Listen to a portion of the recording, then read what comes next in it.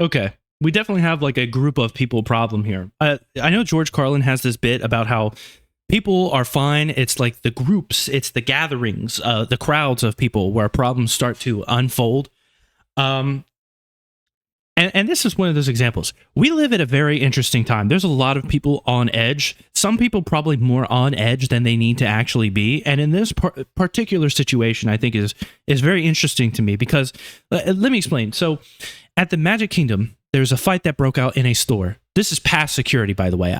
At a certain point, I think it's harder to get on a plane with a weapon than it is, or easier to get on a plane with a weapon than it would be to get into the Magic Kingdom with a weapon because, you know, they'll go through you go through a metal detector, then they check your bag. If your umbrella has too much metal on it, then they'll quadruple check your bag to make sure that it can't secretly be a weapon. And there have been people that have been caught with weapons, but they get caught at security. This fight happened at a store past security, and at some point, somebody swore they heard a gunshot. People started panicking. There's a stampede. There's screaming. There's crying. There's all kinds of stuff. As it turns out, it was a balloon. It was a balloon. And I can only imagine what it must have been like to be like one of the few people that saw the balloon pop and then saw the panic that ensued. Because, like, what do you do? There's probably people that saw the balloon pop, but then assumed these other people screaming were screaming because of something else, because you just clearly saw a balloon pop. It couldn't clearly be because of the balloon. I just saw a balloon pop. That must be some other thing. He must have a knife or something. Or they must have physically, like, they must have seen a gun with their eyes. But no, it was a balloon. It was a balloon. And it's hard, man. I will say this. It's always funny, or at least easy, to poke fun of those types of people. There's memes about them. Those kinds of people that believe every time they hear fireworks or a balloon pop or a car crash, it's gunshots. You know, they can't tell the difference. And as somebody that grew up in neighborhoods where you heard gunshots, it is kind of funny to poke fun at those people sometimes. But when it comes to a group, things get a bit more complicated, right? Like, I remember when we first moved to Orlando, Florida. We lived at this apartment complex that was like 5 minutes away from Disney World. And one night I was on the balcony chilling, listening to the fireworks, taking in, it was breezy. So I was taking in that fireworks smoky air. I don't know, getting cancer, maybe, potentially. And this lady just is running out of her apartment screaming something about like not knowing where shots are coming from, running up to the people at the pool. There's like 5 people at the pool. There's 5 people at the pool. We're like, whoa, what? You know, calm her down and then just let her know it's fireworks. But it was just interesting because it's like, okay, maybe she was new, you know, to moving there, but like you moved to a place that's known for being very close to Disney World. You didn't think fireworks would be a thing. But it's also even worse to think about it because where we lived, fireworks weren't just like some pops. Your walls would shake at certain periods.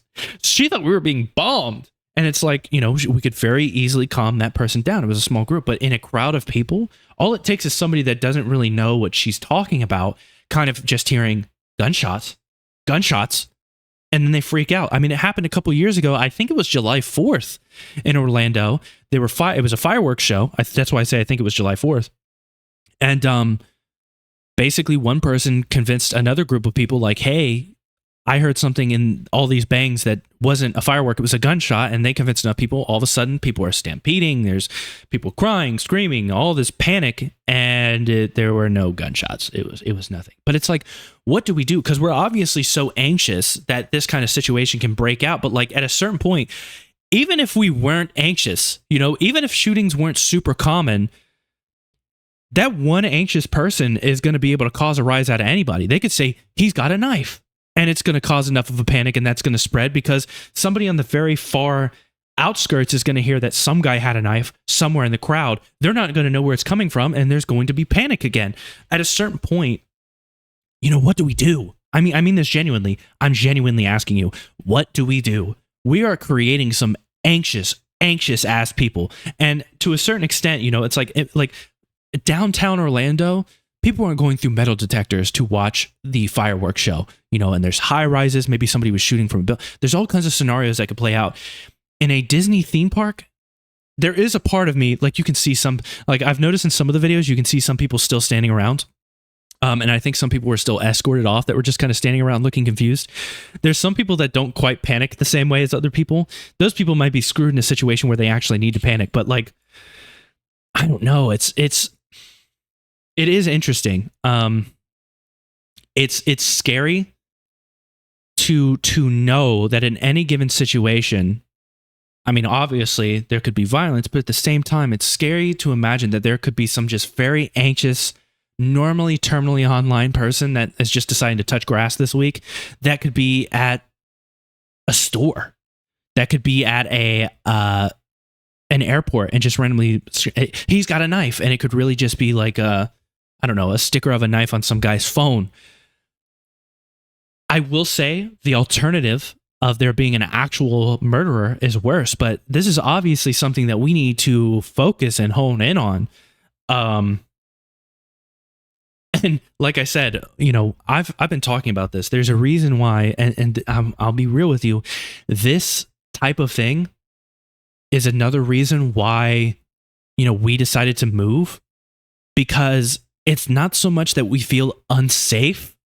It's that the crowds and the amount of people in big cities stresses you out more than any danger of like actually being put in a dangerous situation. The people that, well, I guess getting cut off by a car is a dangerous situation hypothetically, but the bad driving, the crowds of people that seem to think the world revolve around them, the anxiety of maybe something happens, but it doesn't happen. The anxiety of something happening. Like, I will say this, it has reached a point, at least where I'm from, where in a lot of circumstances, I see more people hinting that something crazy is happening more than actual crazy things happen. It's kind of like whenever you see somebody, like a group of people complain about a thing, and you'll go into the comments or the replies on Twitter or Reddit or whatever, and you'll see a bunch of people saying, I'm tired of seeing comments about this and this and this and this. But then as you read more and more comments, you realize you're seeing more people complain about those comments than you're seeing people actually making comments like that. You know what I'm saying? Like, there's more people complaining about the complaint than there are people complaining in the first place, or people calling out the thing in the first place. It seems like more and more I'm seeing people freak out about things that aren't actually happening. And it's like, what do we do? What do we do about this? There's nothing we can do. There's really nothing we can do. I guess to an extent, maybe you appreciate it. You appreciate the fact that there's people looking out, but like at a certain point, one of these situations is going to happen, and somebody's going to be trampled, and they're going to be in serious condition at the hospital, and it's all going to be over a balloon popping. So it's clear that we have something mental we need to figure out.